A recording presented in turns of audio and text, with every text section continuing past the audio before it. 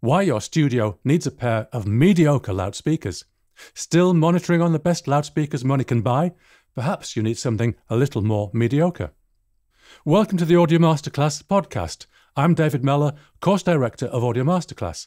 Come and visit us at audiomasterclass.com and discover more topics like this in the Audio Masterclass newsletter at audiomasterclass.com/newsletter. One of the expectations of the hi-fi age was that gradually ordinary people would get better and better equipment, and eventually everyone would be able to listen to crystal clear sound.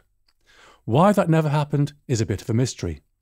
Personally, outside of professional musicians and sound engineers, I don't know anyone who has a decent pair of loudspeakers. Not that they couldn't afford them, somehow the need for real quality has just passed them by. And look at all the other places we listen to audio: TV sets, car stereos, computers, phones, smart speakers.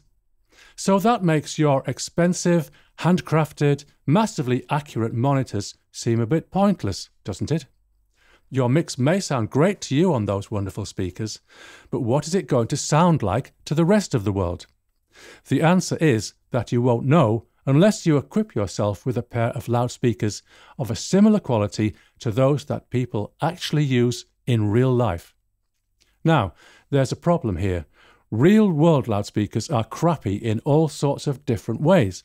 Some are distorted, some have a poor frequency response, some are muffled, some are fuzzy, some poke you in the ear with a sharp stick. There's no way any one example of a bad loudspeaker could tell you how your mix would sound on any other. So what you need, in fact, is a loudspeaker that is kind of averagely bad. There used to be one that was so popular you could find a pair in every recording studio: the Auratone. The Auratone was a simple 12.5 centimetre, 5-inch drive unit in a tiny cabinet that was hardly any bigger. Although the sound of the Auratone wasn't particularly good or impressive, it did fairly accurately average out the characteristics of real-world domestic loudspeakers. If your mix sounded good on Auratones, it would sound good, or at least sound at its best, anywhere. But then they fell out of fashion and engineers started using near-field monitors.